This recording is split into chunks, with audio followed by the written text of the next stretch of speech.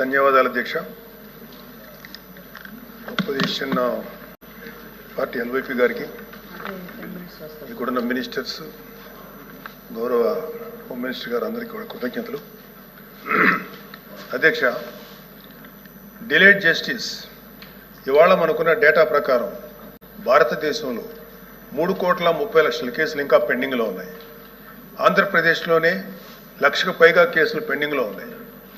District కోర్ట్స్లో, subordinate కోర్ట్స్లో 75% కేసులు సంవత్సరానికి పైగా, అలాగే 30% కేసులు 3 ఏళ్లకు పైగా సాగుతూనే ఉన్నాయి.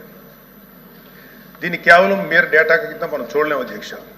ఎందుకంటే ఏ వ్యక్తి తప్పు చేయకపోయినా అన్యాయంగా కేసులు పెట్టబడి తనకి న్యాయం చేయమని కోర్టు మెట్లు ఎక్కినప్పుడు అతనికి సరైన సమయానికి న్యాయం అందించలేకపోతే అతన్ని మనం విక్టిమైజ్ చేస్తున్నాడు.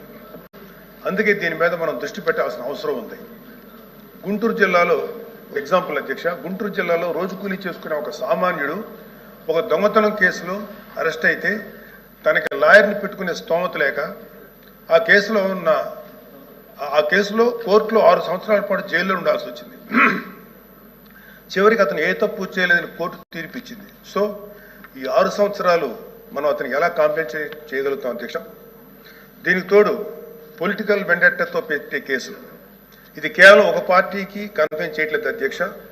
రాజకీయ కక్షతో మన జ్యుడిషియల్ సిస్టమ్ని అధికారంలో ఉన్న కొంతమంది వాళ్ళ కన్వీనియన్స్ కోసం వాడుకుంటే లాని వెపనైజ్ చేస్తే చాలామంది నిర్దోషులకి వాళ్ళ కెరీర్లో ఒక బ్లాక్ మార్క్గా మిగిలిపోతుంది. ఉద్యోగాలు, ప్రభుత్వ ఉద్యోగాలు అప్లై చేసుకోలేరు. ప్రైవేట్ సంస్థల్లో ఉద్యోగాలు అప్లై చేస్తే బ్యాక్గ్రౌండ్ చెక్లో ఫెయిల్ అయిపోతున్నారు. పాస్పోర్ట్ సీజ్ చేసినప్పుడు పాస్పోర్ట్లు కనుక సీజ్ చేసే పరిస్థితుల్లో అక్కడ కూడా వాళ్ళని హోల్డ్లో పెట్టేస్తారు. అలాగే సీజ్ అయిన పాస్పోర్ట్ ల్యాప్స్ అయ్యి విదేశాల్లోకి వెళ్లాల్సిన వాళ్ళు కానీ, వాళ్ళ తల్లిదండ్రులని, వాళ్ళ పెద్దవాళ్ళని కొన్ని ట్రీట్మెంట్స్ కోసం విదేశాలు తీసుకెళ్లవలసిన వాళ్ళు కానీ వాళ్ళ పాస్పోర్ట్ సీజ్ చేయడం వల్ల చాలా ఇబ్బందులు పడుతున్నారు అధ్యక్ష. వీళ్ళకి జరిగే నష్టాన్ని మనం కాంపెన్సేట్ చేయలేం. Just because they are political involved we cannot make them scapegoats. ఇలాంటి ఫ్యాబ్రికేటెడ్ కేసుల వల్ల చాలా సమస్యలు ఉన్నాయి అధ్యక్ష. ఇలాంటి ఫ్యాబ్రికేటెడ్ కేసెస్ వల్ల జెన్యూన్గా విచారించాల్సిన కేసెస్కి ప్రయారిటీ ఇవ్వలేము అధ్యక్ష.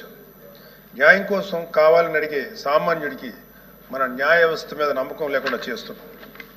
ప్రజాస్వామ్య వ్యవస్థనే బలహీనపరుస్తున్నట్టు గవర్నెన్స్లో మనకి మోరల్ అథారిటీ లేకుండా పోతుంది. సో అందుకే మనందరం పాలసీ పరంగా ఇలాంటి పొలిటికల్ ఫ్యాబ్రికేటెడ్ కేసుల్ని ఎదుర్కోవాల్సిన అవసరం ఉంది. ఇలాంటి తప్పుడు కేసులు పెరుగుతూ పోతున్నప్పుడు మనం చూస్తూ కూర్చుంటే మనం కేవలం అమాయకులు పనిష్ చేస్తున్నట్టే కాదు అధ్యక్ష, మన న్యాయ వ్యవస్థ తాలూకు శాంక్టిటీని కూడా డిస్ట్రాయ్ చేస్తున్నట్టు. So we have to take responsibility as lawmakers, leaders and representatives to ensure that justice not delayed, justice not denied and justice misused. అందుకే ప్రతి పొలిటికల్ సెన్సిటివ్ కేసు మీద ఎటువంటి పక్షపాతం లేకుండా ఇండిపెండెంట్ రివ్యూ జరిపి ఆ తాలూకు కేసుల మీద ఇంటెంట్ మీద త్వరగా డెసిషన్ తీసుకోవాలి అధ్యక్ష. న్యాయ వ్యవస్థ త్వరగా పనిచేయడానికి జ్యుడిషియల్ వేకెన్సీస్ని ఫిల్ చేయడంలోనూ ఫాస్ట్ ట్రాక్ మెకానిజంని క్రియేట్ చేయడంలోనూ సమగ్ర దృష్టి పెట్టాల్సిన అవసరం ఉంది అధ్యక్ష. ఇవి ఏవి కూడా లగ్జరీస్ కాదు, నెసెసిటీస్ అధ్యక్ష. So what I want to end with a powerful quote by doctor B R Ambedkar. However good a constitution may be, it is sure to turn out bad because those who are called to work it happened to